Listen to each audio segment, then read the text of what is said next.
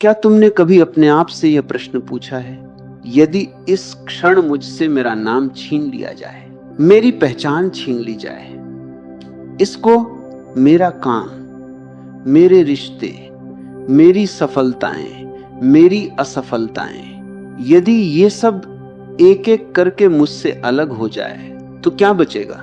क्या कोई ऐसा भी मैं है जो इन सब के बिना भी मौजूद है? शायद यही जीवन का सबसे मौन प्रश्न है। हम जन्म लेते हैं और जन्म लेते ही हमें नाम मिल जाता है। धीरे धीरे लोग हमें बताते हैं कि हमें कैसा होना चाहिए।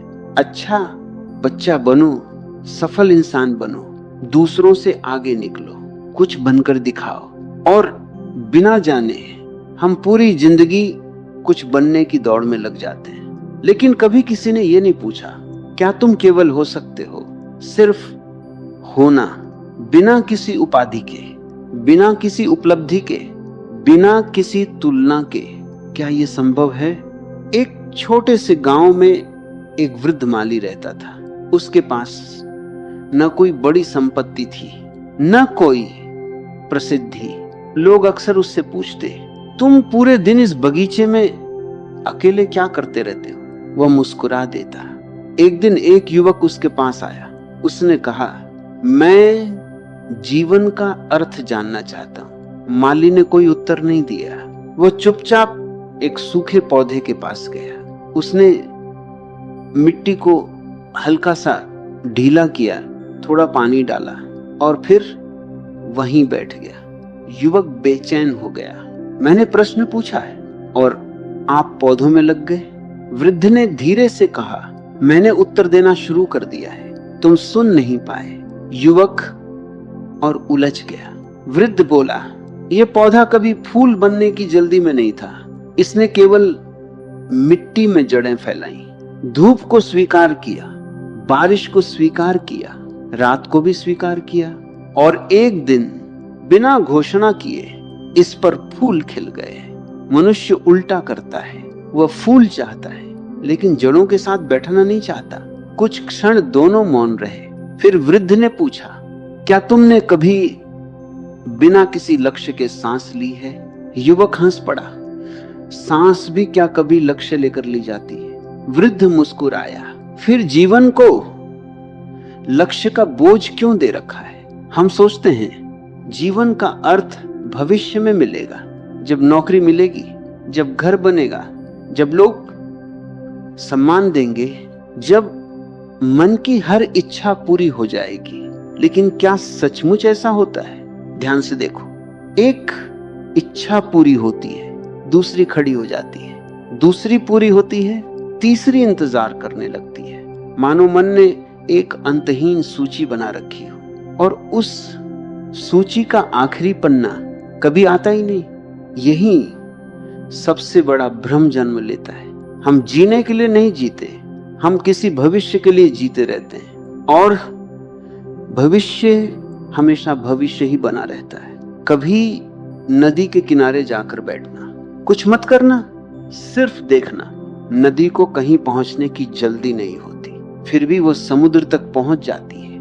पेड़ किसी से प्रतिस्पर्धा नहीं करते, फिर भी वे आकाश की ओर बढ़ते हैं। सूरज कभी यह साबित नहीं करता कि वो प्रकाश है, वो केवल चमकता है। पूरा अस्तित्व कुछ बनने की कोशिश नहीं कर रहा, वह केवल है। शायद इसी कारण उसमें इतनी सहजता है। केवल मनुष्य ही है जो लगातार स्वयं से असंतुष्ट है। क्यों? क्योंकि उसने होने की जगह बनने को चुन लिया है और बनने की यात्रा कभी समाप्त नहीं होती। कल्पना करो, यदि एक सुबह तुम जागो और कुछ देर के लिए अपना नाम भी याद न रहे, अपना अतीत भी याद न रहे, तुम्हें यह भी याद न रहे कि लोग तुम्हें किस रूप में जानते हैं, तो उस क्षण क्या होगा? डर या एक अनजानी शांति? शायद पहली बार तुम स्वयं को बिना कहानी के देख पाओगे, बिना परिचय के, बिना भूमिका के, सिर्फ एक जीवित उपस्थिति।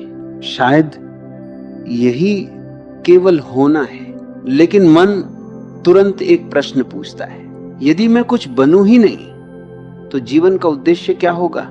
यही प्रश्न मन की सबसे पुरानी आदत है। मन हमेशा उद्देश्य चाहता है, मंजिल चाहता है, उपलब्धि चाहता है, क्योंकि उपलब्धि के बिना उसे लगता है कि उसका अस्तित्व ही समाप्त हो जाएगा। पर क्या कभी तुमने आकाश को देखा है? वह कहां जा रहा है? उसकी कोई मंजिल नहीं, फिर भी वह अधूरा नहीं है। समुद्र कहां पहुंचने की कोशिश कर रहा है? वह बस लहरों में उठता है, गिरता है, फिर उठता है। जीवन का सबसे सुंदर संगीत शायद वहीं जन्म लेता है जहां कोई बनने की जिद नहीं बचती। एक नगर में एक प्रसिद्ध मूर्तिकार रहता था। उसकी बनाई मूर्तियां दूर दूर तक प्रसिद्ध थीं। एक दिन उसका शिष्य बोला, गुरुजी, आपकी सबसे बड़ी कला क्या है?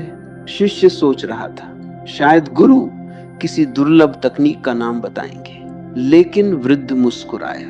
उसने एक विशाल पत्थर की ओर इशारा किया और कहा, मैं मूर्ति नहीं बनाता।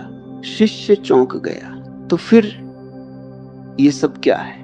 वृद्ध ने पत्थर पर हाथ फेरते हुए कहा, मूर्ति पहले से इसमें मौजूद होती है, मैं केवल वो हटा देता हूं जो मूर्ति नहीं है। शिष्य देर तक उस पत्थर को देखता रहा, फिर अचानक उसके भीतर जैसे कुछ टूट गया। क्या जीवन भी ऐसा ही नहीं? क्या हमें कुछ नया बनने की आवश्यकता है, या केवल वह हटाने की जो हम वास्तव में नहीं है? डर, तुलना, झूठी पहचान, दूसरों की अपेक्षाएं, यदि ये सब धीरे धीरे गिर जाए तो शायद जो बचेगा उसे किसी नाम की आवश्यकता नहीं होगी। हम अपने बारे में बहुत कुछ जानते हैं, मेरा नाम, मेरा परिवार, मेरा धर्म, मेरा देश, मेरा पेशा, लेकिन ये सब मेरा है। क्या कभी हमने उस मैं को देखा जो हर बार मेरा कहता है? जब तुम कहते हो मेरा शरीर, तो शरीर तुम नहीं हो सकते। जब कहते हो मेरा मन आज अशांत है, तो मन भी तुम नहीं हो सकते। जब कहते हो मेरे विचार बदल गए, तो विचार भी तुम नहीं हो। फिर तुम कौन हो? उत्तर जल्दी मत देना, क्योंकि जो उत्तर शब्दों में आ जाएगा वह उधार का होगा। इस प्रश्न के साथ कुछ देर मौन में बैठो, शायद उत्तर नहीं मिलेगा, लेकिन प्रश्न धीरे धीरे तुम्हें बदलने लगेगा। एक छोटी बच्ची अपने दादा के साथ बगीचे में खेल रही थी। उसने एक तितली को पकड़ लिया। वो बहुत खुश थी। दौड़ती हुई दादा के पास आई। देखो, मैंने इसे पकड़ लिया। दादा ने उसकी बंद मुट्ठी को देखा। उन्होंने पूछा, क्या ये अभी भी उड़ रही है? बच्ची बोली, नहीं। क्या ये पहले जैसी सुंदर दिख रही है?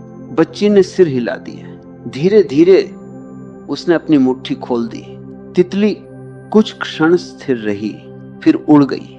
दादा ने कहा, कुछ चीजें पकड़ने से नहीं, छोड़ने से जीवित रहती। बच्ची शायद पूरी बात नहीं समझी, लेकिन वर्षों बाद जब उसने रिश्तों को पकड़ने की कोशिश की, जब उसने सम्मान को पकड़ना चाहा, जब उसने अपनी पहचान को कसकर थाम लिया, तब उसे अचानक अपने दादा की वही बात याद आई। क्या हमारी शांति भी ऐसी ही नहीं है? जितना उसे पकड़ना चाहते हैं, वह उतनी ही दूर चली जाती है। मन हमेशा कहता है, थोड़ा और, थोड़ी और सफलता, थोड़ा और सम्मान, थोड़ा और धन, थोड़ा और प्रेम। और ये थोड़ा और कभी समाप्त नहीं होता। लेकिन अस्तित्व कहता है, जो इस क्षण है उसे पूरी तरह देखो। यही देखने में एक अद्भुत परिवर्तन छिपा है। जब तुम किसी फूल को बिना नाम दिए देखते हो, वो पहली बार दिखाई देता है। जब किसी व्यक्ति को बिना निर्णय के देखते हो, तब पहली बार उसे समझने लगते हो। और जब स्वयं को बिना आलोचना के देखते हो, तभी भीतर करुणा जन्म लेती है। शायद ध्यान का अर्थ किसी विशेष अवस्था को प्राप्त करना नहीं है। ध्यान का अर्थ है, जो है उसे बिना भागे देख लेना। यदि बेचैनी है, उसे देखो। यदि भय है, उसे देखो। यदि अकेलापन है, उसे भी देखो। उसे बदलने की जल्दी मत करो, क्योंकि जिसे पूरी तरह देखा जाता है, वह धीरे धीरे अपना रहस्य स्वयं खोल देता है। शायद केवल होना कोई साधना नहीं, बल्कि वह अवस्था है जहां साधक भी नहीं बचता, जहां केवल जीवन है और उसकी शांत निरंतर धड़कन। वहीं से एक ऐसी स्वतंत्रता जन्म लेती है जिसे शब्द कभी पूरी तरह व्यक्त नहीं कर सकते। शायद जीवन की सबसे बड़ी विडंबना यही है, जिस चीज की हम सबसे अधिक तलाश करते हैं वह कभी हमसे दूर थी ही नहीं। हम शांति खोजते हैं, लेकिन खोजने वाला मन ही अशांत है। हम आनंद खोजते हैं, लेकिन खोजने की बेचैनी ही आनंद को ढक देती है। हम स्वयं को खोजते हैं और खोजते खोजते अपने चारों ओर इतनी पहचानें इकट्ठी कर लेते हैं कि स्वयं दिखाई देना बंद हो जाता है।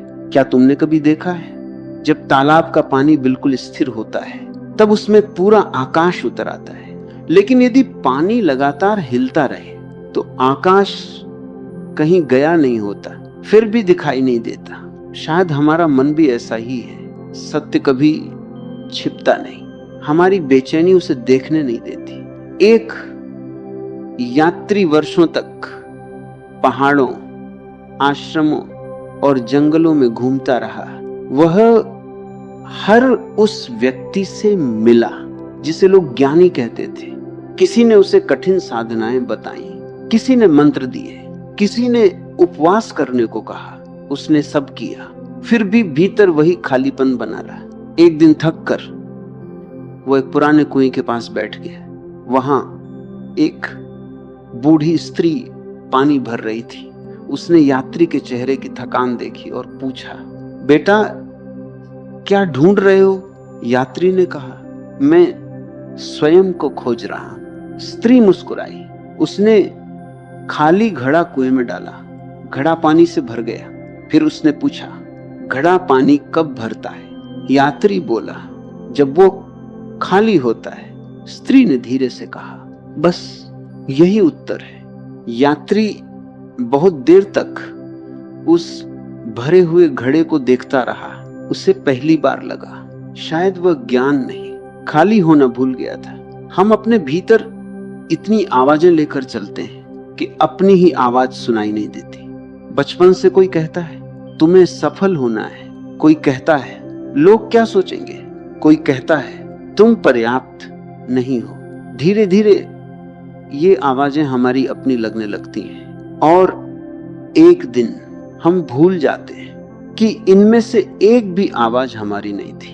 यदि एक दिन इन सभी आवाजों को कुछ देर के लिए मौन कर दिया जाए तो क्या बचेगा? शायद वही जिसे कभी बनाया नहीं गया, इसलिए जिसे कभी नष्ट भी नहीं किया जा सकता। एक चित्रकार अपनी अंतिम पेंटिंग बना रहा था। लोग दूर दूर से उसे देखने आते। सब कहते ये आपकी सबसे सुंदर रचना होगी। लेकिन जब चित्र पूरा हुआ तो लोग हैरान रह गए। कैनवास का आधा हिस्सा बिल्कुल खाली था। लोगों ने पूछा, क्या आप इसे पूरा करना भूल गए? चित्रकार मुस्कुराया। उसने कहा, जो खाली है वही इस चित्र की सबसे आवश्यक जगह है। यदि सब कुछ रंगों से भर दूं तो सांस लेने की जगह कहां बचेगी? उसकी बात सुनकर सब चुप हो गए। क्या हमारा जीवन भी ऐसा नहीं? हम हर क्षण को योजनाओं से भर देते हैं, हर रिश्ते को अपेक्षाओं से, हर दिन को व्यस्तताओं से, हर विचार को किसी निष्कर्ष से। फिर शिकायत करते हैं कि भीतर शांति नहीं है, शांति अति। कहां से? हमने उसके लिए कोई खाली स्थान ही नहीं छोड़ा। केवल होना। आलस्य नहीं है, ये भागना भी नहीं है, ये संसार छोड़ देना भी नहीं है, बल्कि ये संसार के बीच पूरी तरह जागकर जीना है। काम करो लेकिन काम तुम्हारी पहचान न बन जाए। प्रेम करो लेकिन प्रेम बंधन न बन जाए। सफलता मिले तो उसका आनंद लो, असफलता मिले तो उससे सीखो, लेकिन इनमें से किसी को भी अपने मैं का आधार मत बना लो। क्योंकि जो आधार बदलते रहते हैं, उन पर टिककर कोई स्थिर नहीं रह सकता। एक दिन तुम अकेले बैठना, कोई पुस्तक नहीं, कोई संगीत नहीं, कोई मोबाइल नहीं, कोई प्रार्थना भी नहीं, सिर्फ बैठना। शुरुआत में बेचैनी आएगी, मन कहेगा कुछ करो, समय बर्बाद मत करो, उठो। लेकिन यदि तुम थोड़ा और ठहर गए तो शायद पहली बार सुनोगे पक्षियों की आवाज, हवा का स्पर्श, अपने हृदय की धड़कन, और फिर उन सब के पीछे एक गहरा मौन। वो मौन बाहर नहीं होगा, वो तुम्हारे भीतर होगा, तुम्हें हमेशा से वहीं प्रतीक्षा करता हुआ। शायद जीवन का सबसे बड़ा परिवर्तन कुछ नया सीखने से नहीं आता, वह तब आता है जब झूठ धीरे धीरे गिरने लगते हैं और जो बचता है उसे किसी प्रमाण की आवश्यकता नहीं होती। वह न छोटा होता है, न बड़ा, न सफल, न असफल, वह केवल होता है। और शायद यही सबसे दुर्लभ स्वतंत्रता है, और शायद यहीं से जीवन पहली बार शुरू होता है। अब तक हम जी नहीं रहे थे, हम केवल अपने बारे में एक कहानी जी रहे थे, एक ऐसी कहानी जिसमें हमें अच्छा दिखना था, सफल होना था, सबकी अपेक्षाओं पर खरा उतरना था। लेकिन कहानी चाहे जितनी सुंदर हो, वह सत्य नहीं होती। सत्य तो वह है जो कहानी समाप्त होने के बाद भी बचा रहता है, और वही केवल होना है। एक वृद्ध व्यक्ति अपने जीवन के अंतिम दिनों में था, उसके परिवार के लोग उसके चारों ओर बैठे थे। किसी ने पूछा, क्या आपको किसी बात का पछतावा है? वृद्ध ने कुछ देर आंखें बंद रखी, फिर बहुत धीरे से कहा, दो। हाँ, मैंने अपना अधिकांश जीवन वो बनने में बिताया जो लोग मुझसे चाहते थे, और जो मैं था उसे जानने का समय ही नहीं निकाला। कमरे में गहरा मौन छा गया। फिर उसने मुस्कुरा कर कहा, लेकिन अब जब सांसें कम बची हैं, मैं पहली बार किसी और जैसा बनने की कोशिश नहीं कर रहा। मैं केवल हूं, और ये मेरे पूरे जीवन की सबसे बड़ी शांति है। शायद मृत्यु भी हमें यही सिखाने आती है। वो सब कुछ ले जाती है जिसे हम अपना समझते थे, नाम, धन, प्रतिष्ठा, उपलब्धियां, यहां तक कि शरीर भी। लेकिन यदि कोई ऐसी चीज है जो इन सबके जाने के बाद भी बनी रहती है, तो क्या उसे अभी नहीं जाना जा सकता? क्यों अंतिम क्षण की प्रतीक्षा करें? जीवन अभी है, सांस अभी है, ये क्षण अभी है, और जो अभी को पूरी तरह जी लेता है उसे भविष्य से कोई शिकायत नहीं रहती। प्रेम भी तभी जन्म लेता है जब मैं थोड़ा हल्का हो जाता है। जहां अहंकार है वहां संबंध हो सकते हैं, लेकिन प्रेम नहीं, क्योंकि अहंकार हमेशा लेन देन करता है। वो कहता है, मैंने इतना दिया, मुझे क्या मिला? प्रेम कभी हिसाब नहीं रखता। वह फूल की सुगंध जैसा है। फूल ये नहीं सोचता कौन उसकी खुशबू का अधिकारी है, वो बस महकता है। और शायद जो व्यक्ति केवल होना सीख जाता है, उसका पूरा जीवन भी एक ऐसी ही सुगंध बन जाता है, बिना प्रयास, बिना घोषणा, बिना किसी दावा किए। आज जब यह संवाद समाप्त होने के निकट है, तो मैं तुम्हें कोई निष्कर्ष नहीं देना चाहता, क्योंकि निष्कर्ष मन को संतुष्ट कर देते हैं और प्रश्न चेतना को जगाते हैं। इसलिए जब आज रात तुम कुछ क्षण अकेले बैठो, तो अपने आप से केवल एक प्रश्न पूछना, यदि मुझे कुछ भी बनने की आवश्यकता न हो तो मैं कौन हूं? उस प्रश्न का उत्तर मत देना, उसे अपने भीतर उतरने देना। हो सकता है पहले दिन केवल मौन मिले, दूसरे दिन बेचैनी मिले, तीसरे दिन विचारों का शोर मिले, लेकिन यदि तुम भागे नहीं, यदि तुमने केवल देखना जारी रखा, तो एक दिन ऐसा आएगा जब तुम्हें लगेगा कि देखने वाला और देखा जाने वाला दो नहीं रहे, केवल एक शांत उपस्थिति बची है। न कोई उपलब्धि, न कोई असफलता, न कोई तुलना, न कोई भय, न कोई भविष्य, न कोई अतीत, सिर्फ ये क्षण जो हमेशा से यही था। शायद इसी को ऋषियों ने अलग अलग नाम दिए। किसी ने शांति कहा, किसी ने ध्यान, किसी ने आत्मा, किसी ने परम सत्य। लेकिन नाम चाहे जो भी हो, अनुभव हमेशा शब्दों से बड़ा रहेगा। इसलिए अगली बार जब जीवन तुम्हें दौड़ने के लिए कहे तो एक क्षण रुकना, एक गहरी सांस लेना और स्वयं से कहना, आज मुझे कुछ नहीं बनना, आज मुझे केवल होना है। और शायद उसी क्षण तुम्हें पता चले कि जिसे तुम इतने वर्षों से खोज रहे थे वह कभी खोया ही नहीं था। वह तुम्हारी हर सांस में, हर मौन में, हर जागरूक क्षण में शांतिपूर्वक प्रतीक्षा कर रहा था।